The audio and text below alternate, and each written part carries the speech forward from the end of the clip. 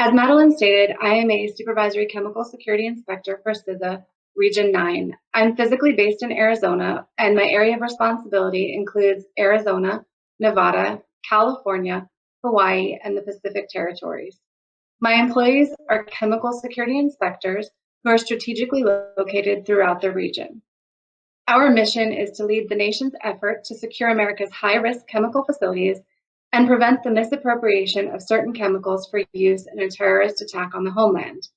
We accomplish this mission through the systematic regulation, inspection, and enforcement of chemical infrastructure security requirements through the implementation of the Chemical Facility Anti-Terrorism Standards, also known as CFATS. Our inspectors work with high-risk chemical facilities to evaluate and enhance the security of their sites. We do so by conducting inspections and compliance assistance visits, during which we identify potential vulnerabilities or concerns, and then work with them to improve their site security plans to secure their chemicals from misappropriation or use. I graduated from Rutgers University in 2003 with a bachelor's degree in the administration of justice and was hired by the University Police Department as an admin secretary, basically. As a university employee, however, I was able to attend graduate school for free, which is an awesome perk that I really took full advantage of. During my second semester of grad school, I received an email about a 3-month internship opportunity in DC in Homeland Security.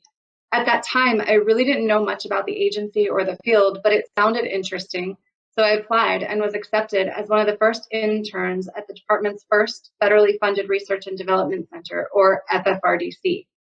My employer, Rutgers, was very supportive and allowed me to take a temporary leave of absence, but I never returned.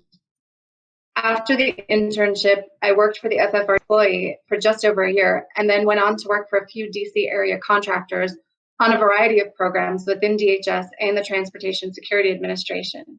In 2008, at the encouragement of some of my federal counterparts, I applied for a few jobs within CISA's predecessor organization and was hired as a program analyst in November of 2008. Initially, I worked on developing a variety of vulnerability assessment tools for use within the critical infrastructure sectors that Christine mentions, before moving into the division responsible for the CFATS regulation. I've held a variety of positions within the Chemical Security Program Office, working on the CFATS regulation at headquarters on policy and stakeholder engagement before transitioning to work as a supervisor out here in the field in 2014. Thanks, Madeline. In order to really answer this question, I first need to explain briefly how our program works. CFATS is a risk-based regulation with a list of over 300 chemicals of interest, and facilities in possession of any of the chemicals on this list are required to submit certain information to DHS. We evaluate each facility individually based on what they have, how much they have of it, how it's used and stored, and whether it's shipped or sold, and then ultimately determine whether that specific facility is subject to regulation. I love the unique nature of this job because no two facilities are alike. And if you ask any of my colleagues, I think they'll agree that once you've been to one CFATS facility, you've been to one CFATS facility. They're not your average chemical manufacturers and distributors. We cover a vast array of facilities, and there really is no such thing as a typical one. So one day we might be inspecting a chemical warehouse, and the next it might be a public swimming pool, a raceway, or a university. I've even been to the center of the universe. As chemical security inspectors, one of our primary responsibilities is to conduct compliance activities and inspections at these high-risk facilities. Ultimately, it's our job to make the regulatory requirements relatable to facility owners and operators. During these interactions, we work with the security managers to ensure they understand the importance of enhancing security and protecting chemicals from misappropriation. One of my favorite inspections was an oil rig out in the middle of the Pacific Ocean. This particular facility presented some really unique challenges for our team, including a requirement to successfully perform a rope swing from the boat to the platform in the middle of the ocean with 10-foot swells while dodging a group of sea lions that were sitting on the deck.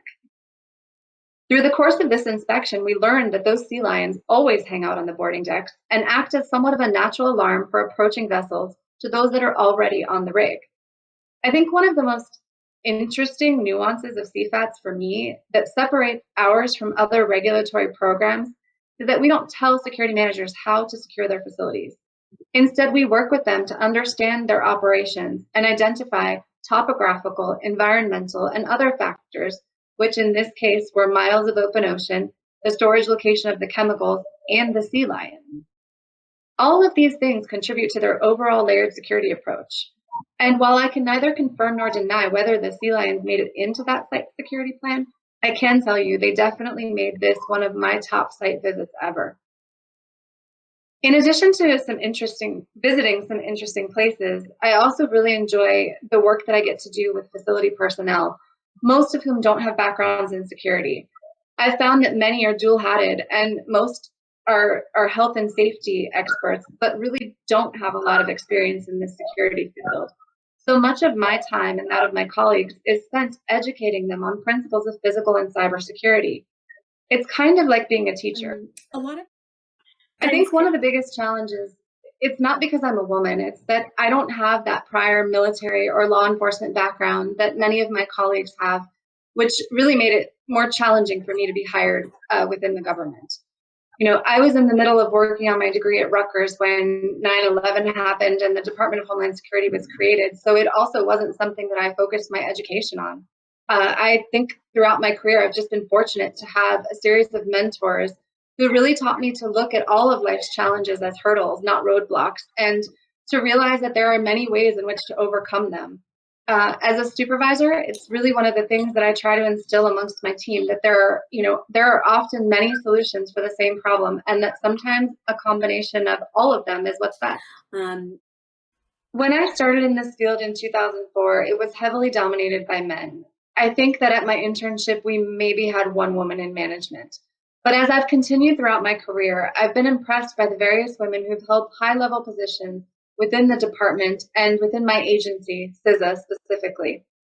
Not only has their success been inspiring to me, but I've seen our agency make a concerted effort to diversify its workforce. So the landscape of people who comprise CISA is much different now than perhaps it was in the early days of the agency.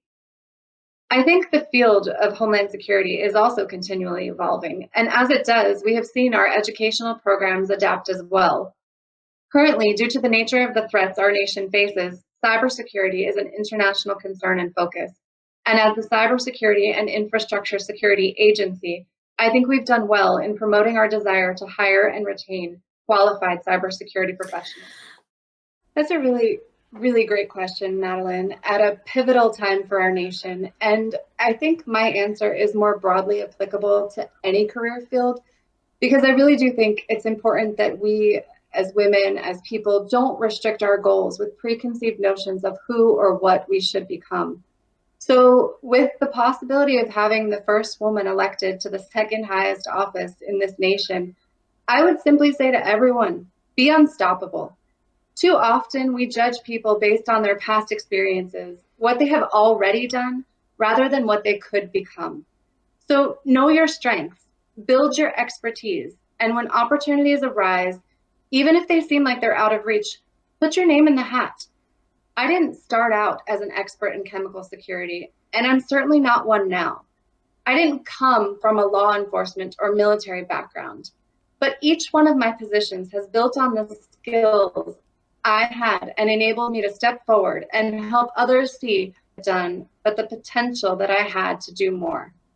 Growing up, I had a strong role model in my mom, and in college, a wonderful professor who instilled confidence in me simply by believing in me, which in turn made me believe in myself. As the mother to a young daughter, I try to set an example for her and encourage her in everything she does. My hope is that she will be the type of girl, woman, colleague, and friend who will do the same for others throughout her life.